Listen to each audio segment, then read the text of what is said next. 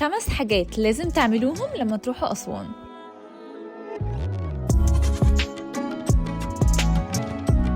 أول حاجة هتعملوها إن انتوا تاخدوا فلوكة وتطلعوا على حديقة النباتات، وتيكت الدخول ب10 جنيه. المكان من جوه بجد خطير، هتحسوا ان انتوا مش في مصر اصلا، وكمان الفيوز هناك خطيرة. الحديقة مليانة بنباتات نادرة مش موجودة غير في أسوان وبلاد تانية قليلة جدا، وكمان هتلاقوا هناك رشيدة بجد. حبيبة قلبي. تip مهمة قوي وانتوا هناك، هتلاقوا اول ما تروحوا ناس كتير قوي بتحاول تبيع لكم حاجات.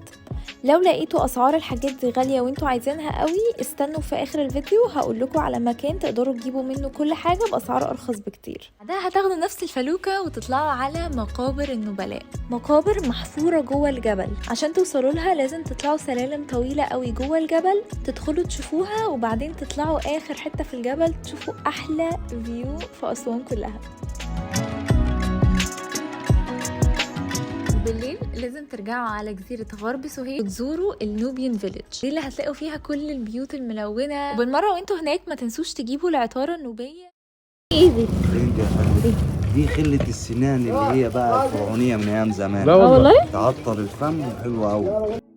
معروفين هناك بالعطارة لأن الشمس عندهم مختلفة عن مصر كلها. تلاقوا هناك شاي بنكهات مختلفة، الخوخ والمانجا، الجبنة وهي القهوة النوبية، وكمان أحلى حاجة جبتها من هناك البهارات النوبية اللي بتتحط على الأكل. تاني يوم هتاخدوا فلوكة تانية وتطلعوا على معبد فيلة، موجود على جزيرة لوحده واللي بسبب السد العالي كان هيغرق، والحمد لله اليونسكو أنقذوه خلوه دلوقتي المكان الخطير ده اللي لازم تزوروه. منطقة ولادة بيولدوا فيها، وفوق في اللي هي راس إلهة بتاعت حتحور اسمها إلهة الأمومة والحب والموسيقى عند الفراعنة.